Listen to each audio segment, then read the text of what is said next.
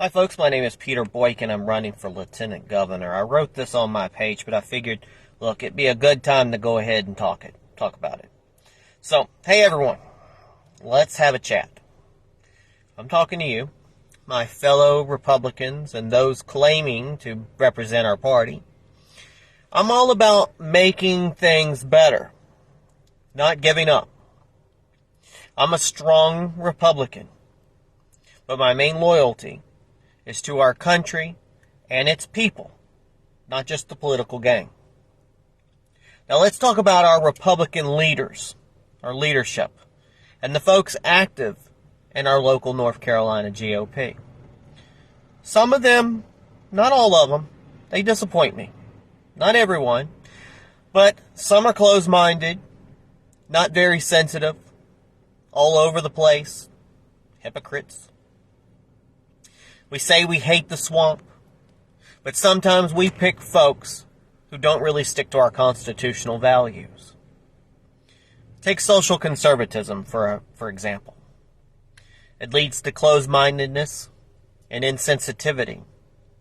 A lot of people might argue about that with me, but I think it's just like radical liberalism. Both don't belong in our country. It's time to call out those who believe in extremism. Show others their true colors, and stop them from hiding behind fancy words to mask what they really want in this country.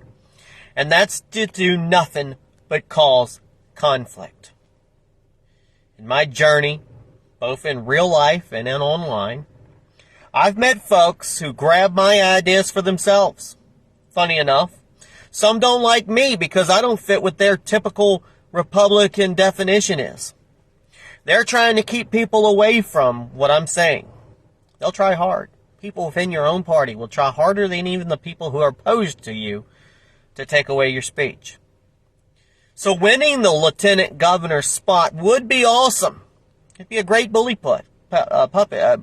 pit for me to speak.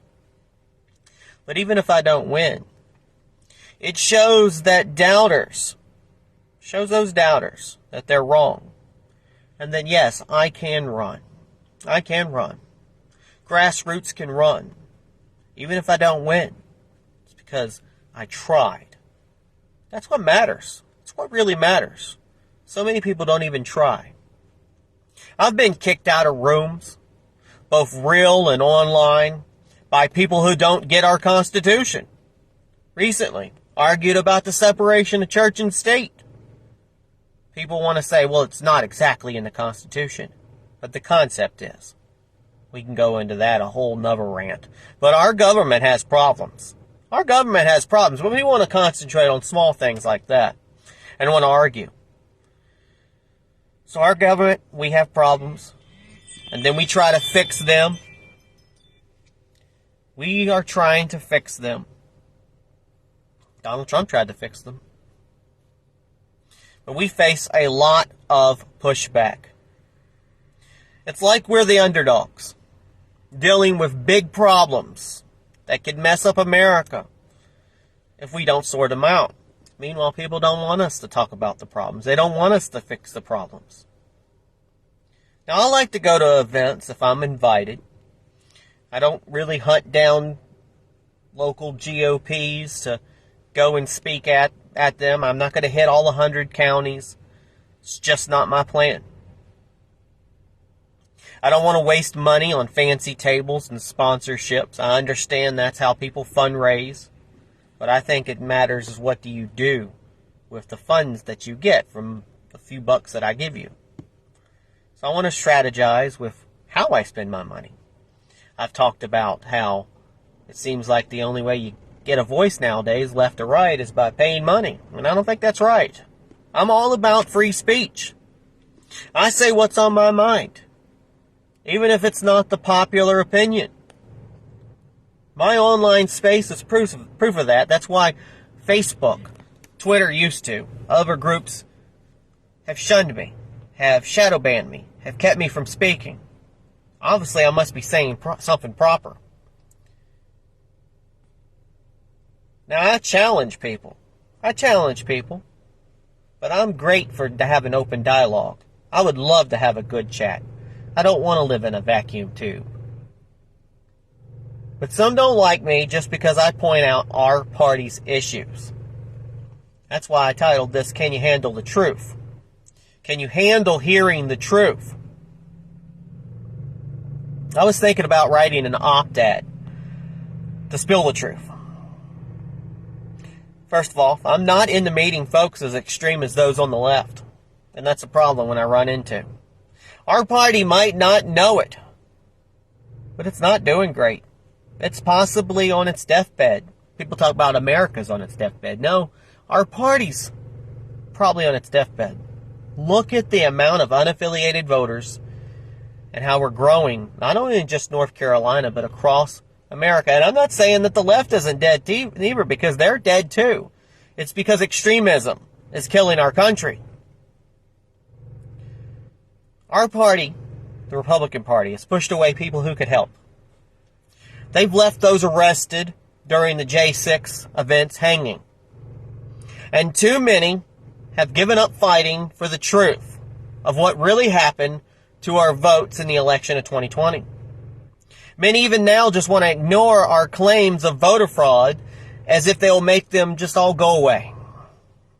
That's not works. It doesn't work that way. Real patriots find themselves in tough spots. Or they're ignored. Or they're banned. Or they're shadow banned. Or they make it harder for them to hear their voices.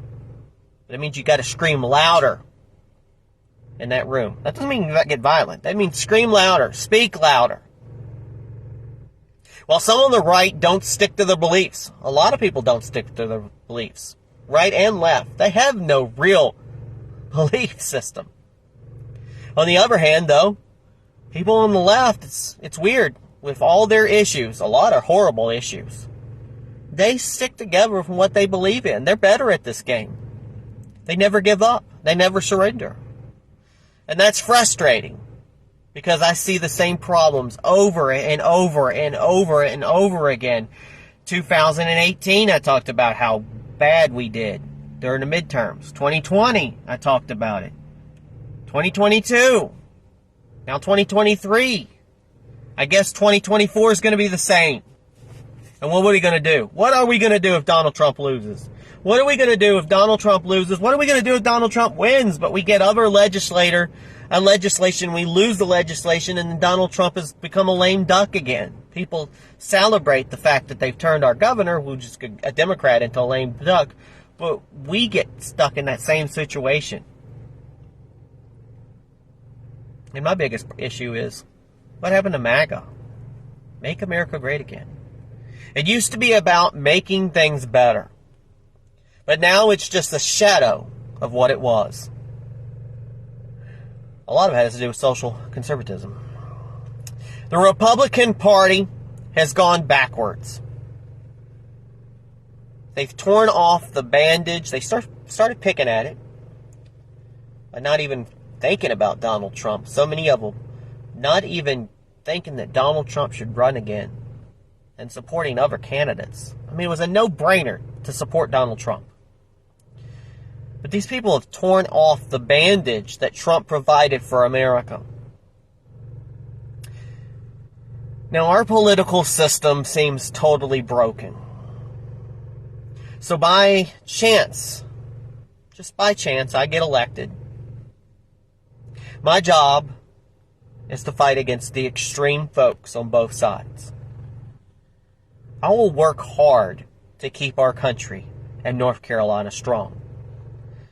But it's a tough fight. But I think I'm someone who's got to step up for the future that we all want. And let's remember what we the people means. Please check out GoRightNews.com. That's where I put up a lot of articles.